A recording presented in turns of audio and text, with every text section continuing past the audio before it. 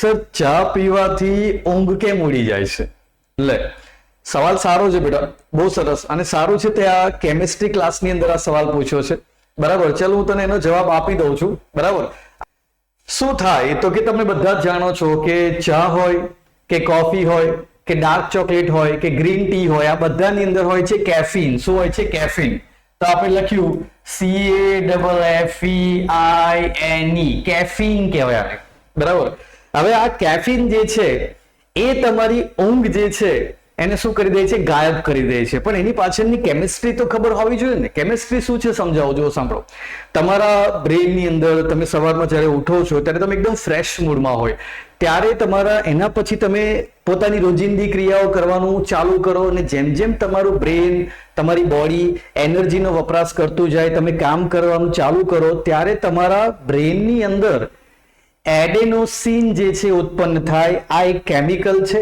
આ કેમિકલ જે છે તમે આખા દિવસ દરમિયાન જ્યારે કામકાજ કરતા હોય ત્યારે ઉત્પન્ન થતું જ હોય છે. આપણા શરીરની અંદર જે પેલી જૈવ રાસાયણિક ક્રિયાઓ ચાલતી હોય એ દરમિયાન એક્સ્ટ્રા બાય પ્રોડક્ટ તરીકે આ એડેનોસિન જે છે તે શું થતું રહે? ઉત્પન્ન થતું રહે.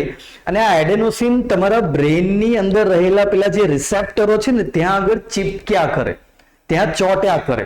હવે જ્યારે આખો દિવસ પૂરો થાય અને તમારું બ્રેન જ્યારે એડેનોસિન થી ભરાઈ જાય એટલે આજુબાજુ બધું જ એડેનોસિન જમા થઈ ગયું હોય, એટલા માટે સાંજ થતા સુધી તમને જે છે તે ઊંઘ આવવા મળે, તમે થાકેલા થાકેલા ફીલ કરો. કેમ કે એડેનોસિન જેવું તમારા બ્રેનના પેલા રિસેપ્ટરને ચીપકે એટલે બ્રેનની બાકીની બધી જે ક્રિયાઓ જે છે કરવાની ક્ષમતા ઘટતી જાય અને ધીરે ધીરે તમને ડાઉઝીનેસ એટલે પેલું ઊંઘ આવવા વાળી ફિલિંગ આવવા લાગે ને સાંજ થતા સુધી તો તમે બિસ્તર શોધવા માંડો કે હવે રિલેક્સ થવું પડશે. હવે આને જો, આને સાફ કરવાની છે ને એક નેચરલ પ્રોસેસ છે. શું પ્રોસેસ છે?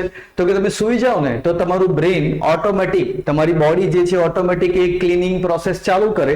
એડેનોસિન જ્યાં જ્યાં ચીપક્યું હોય, ચોટ્યું હોય એ બધું રિમૂવ કરી દેવામાં આવે. ફરી પાછા તમે ઉઠો એટલે ફ્રેશ થઈ જાઓ. પણ આમાં ચાનો રોલ શું આવ્યો? તો કે ચામાં હોય કેફીન.